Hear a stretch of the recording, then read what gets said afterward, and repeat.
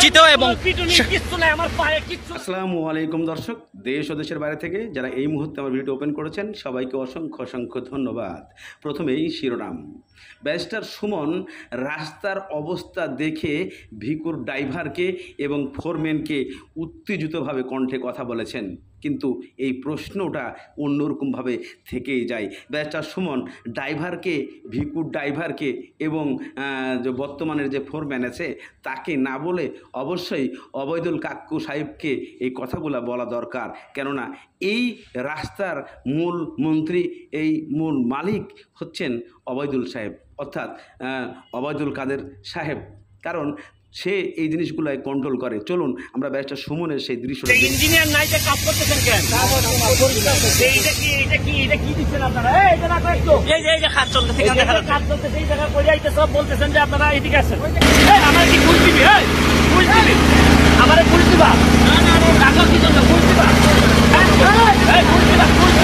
উচিত এবং কিচ্ছু নাই, আমার পায়ে কিচ্ছু লাগে না। এরা ওই লোক কাজ করতেছে রাস্তার সব বাটপাট। এই নেতাগুলার থেকে শুরু করে এখানে যারা আছে বেশিরভাগ লোক খেয়াল করে না এগুলা। ওই এরা ঘুষ খায় আর নাই যারা ম্যানেজ হয়ে গেছে। সড়ক পথের কাজ চলতেছে, বৃষ্টির দিনে কোনোদিন কাজ হয় না, বৃষ্টি হইতেছে অথচ কাজ চলতেছে। বিটুমিনের ভিতর দিয়ে পানি পড়তেছে। একটা ইঞ্জিনিয়ার থাকার কথা, সিটি কর্পোরেশনের মতো জায়গায় কোনো ইঞ্জিনিয়ার নাই, অথচ পাশে হচ্ছে গিয়ে বিভাগীয় কমিশনারের বাসা, ডিআইজির বাসা। এর মানে এরা হচ্ছে গিয়ে যে সব জায়গায় টাকা দিয়েছি মনে হয়। এইরকম রাস্তাঘাটে রোড অ্যাক্সিডেন্টে মরে আপনাকে এই ঋণ শোধ করতে হবে। এই ঋণ আপনাকে প্রত্যেক দিন বাজারে 2 টাকার জিনিস 20 টাকায় কিনে শোধ করতে হবে, 40 টাকার আলু 60 টাকায় কিনে। দর্শক, ইতিমধ্যে ব্যারিস্টার সুমনের কিছু বক্তব্য আপনারা অলরেডি শুনে গেছেন, প্রতিবাদগুলো দেখে গেছেন। এই প্রতিবাদটা ব্যারিস্টার সুমন কেন করলো, কী কারণে করলো, কার জন্য করলো? এই প্রতিবাদটা জনগণের জন্য করছে, এই প্রতিবাদটা জনগণের কাজের উপকারের জন্য করছে। কিন্তু এই প্রতিবাদটাকেই আমরা অনেকেই উল্টা ভাবতেছি যে ব্যারিস্টার সুমন আর কি চামচামো করছে, ব্যারিস্টার সুমন এটা অবশ্যই একটা বাড়াবাড়ি করছে।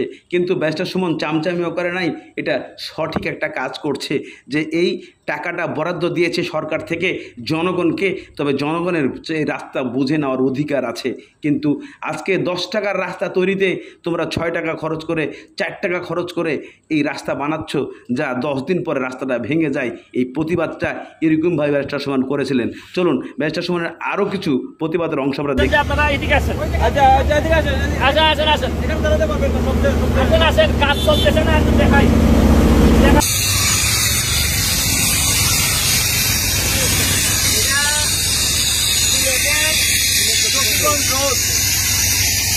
বিভাগীয় কমিশনারের কার্যালয়ের সামনেই মাধ্যমিক ও উচ্চ মাধ্যমিক শিক্ষা বোর্ড সিলেট, এখানে রাস্তার কাজ চলতেছে। চারদিকে পানির বৃষ্টির মধ্যে কখনোই কার্পেটিং এর কাজ চলে না। কিন্তু এখানে দেখেন ওই পানি দিয়া, ওই যে পানিটা চলতেছে, দেখেন অবস্থাটা দেখেন, বোঝা যায়।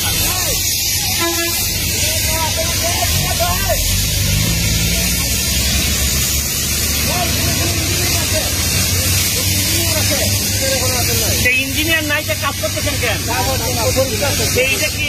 এটা কি দিচ্ছেন আপনারা? এই যে কাজ চলতেছে, কাজ চলতেছে, এই জায়গা করে আইতে সব বলতেছেন যে আপনারা। দর্শক, ইতিমধ্যে আপনারা যে দৃশ্যগুলো দেখেছেন ব্যারিস্টার সুমন দেখিয়েছেন যে এইগুলা একজন কন্ট্রাক্টর যে এই রাস্তাটা নিয়েছেন তার কি উচিত হয়েছে এইভাবে কাজ করা? যেই রাস্তাটার এখনই চলটা উঠে যায়, যেই রাস্তাটার এখনই বর্তমানে যে সিমেন্ট, যে বর্তমানে পাথর ব্যবহার করা হয়েছে, পিচ ব্যবহার করা হয়েছে, হাত দিয়ে ডলা দিয়ে উঠে যায়, তাহলে এ ধরনের ক্ষতির সম্মুখে কেন সরকার পড়বে? সরকার তো ঠিকই টাকা দিয়েছিলেন, সরকার তো রাস্তা বরাদ্দর জন্য ঠিকই টাকা দিয়েছেন, কিন্তু সেই টাকা সঠিকভাবে ব্যবহার না হওয়ার কারণেই আজকে আমাদের দেশে এত বদনাম, এত কিছু নাটক হয়ে যায়, যে এমপি মন্ত্রীর বদনাম হয়। তবে অবৈদুল কাদের সাহেবকে উনি বলেছেন যে এগুলো আপনার দেখার দায়িত্ব ছিল এবং এগুলো আপনাকে দেখার প্রয়োজন ছিল, কারণ আপনার নাম ভাঙিয়ে হাজার হাজার মানুষ খেয়ে নিচ্ছে টাকা, আপনি ঠিকই দিয়েছেন।